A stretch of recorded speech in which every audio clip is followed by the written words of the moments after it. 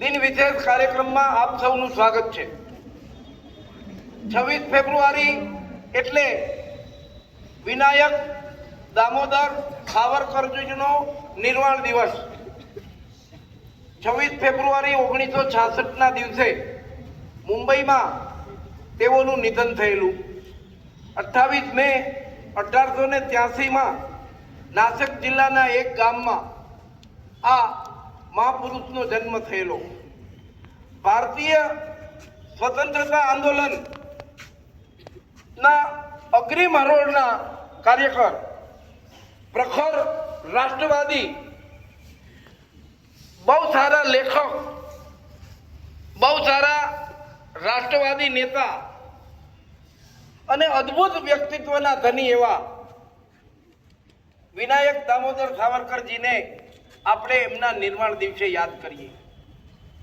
આમ તો તેઓ વીર સાવરકર તરીકે ઓળખાતા, એ વીર હતા, એ વીરોને વીર હતા।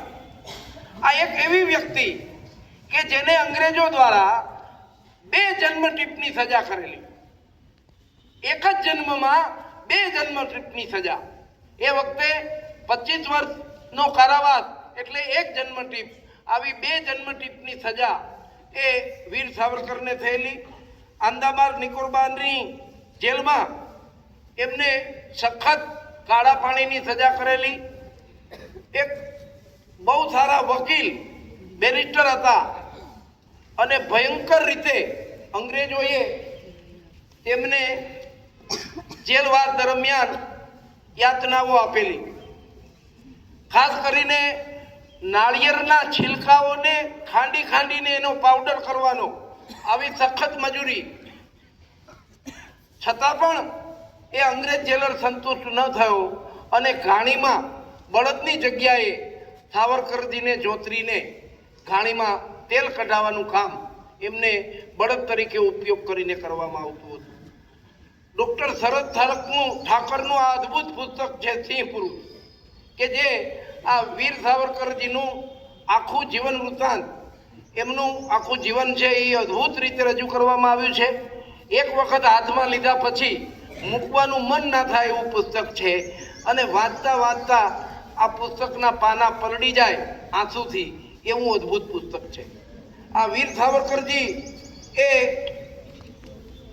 1857નો જે પહેલો સ્વાતંત્ર્ય સંગ્રામ હતો કે જેને ઇતિહાસે એ સ્વાતંત્ર્ય સંગ્રામ કરવાને બદલે એક બળવો કે વિપ્લવ ગણ્યો હતો।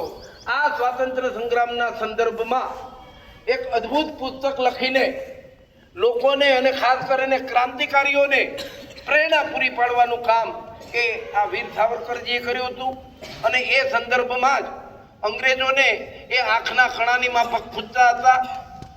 તેઓ બોમ્બ બનાવવાની ટેકનિક પર જાણતા હતા। મદનલાલ ઢીંગરાએ જે પહેલી વખત એક અંગ્રેજ ઓફિસરનું ખૂન કર્યું, એના માટેનું હથિયાર પણ એ આ વીર સાવરકરજીએ એને પૂરું પાડેલું।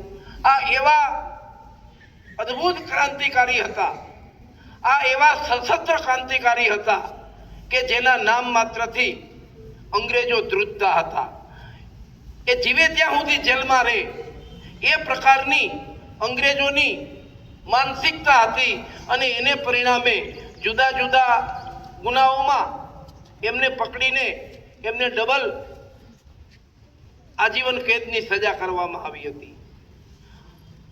અગાઉ પણ મેં ઘણી વખત કહ્યું છે કે આપણે જે 2, 5, 7, 10 ક્રાંતિકારીઓના નામ જાણીએ છીએ, એ ગાંધીજી, જવાહરલાલ, સરદાર પટેલ, સુભાષચંદ્ર બોઝ, આ ઉપરાંત એવા કેટલાય ક્રાંતિકારીઓ હતા કે જે ખૂબ બુદ્ધિશાળી હતા, સાધન સંપન્ન, સમૃદ્ધ હતા, પણ દેશ માટેની દાજ એટલી બધી હતી કે એને પરિણામે પોતાનો જાન ન્યોછાવર કરી દીધો। એવા કેટલાય યુવાનો લવરમુછિયાઓ હતા કે જે માથા પર કફન બાંધીને સ્વતંત્રતા માટેની ચળવળમાં કૂદી પડ્યા હતા।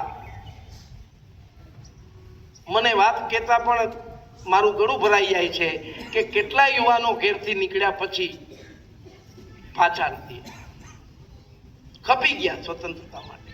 આજે આપણે જે આ સ્વતંત્રતા ભોગવી રહ્યા છીએ એ આ અનેક લોકોના બલિદાન, અનેક લોકોની કુરબાનીનું આ પરિણામ છે.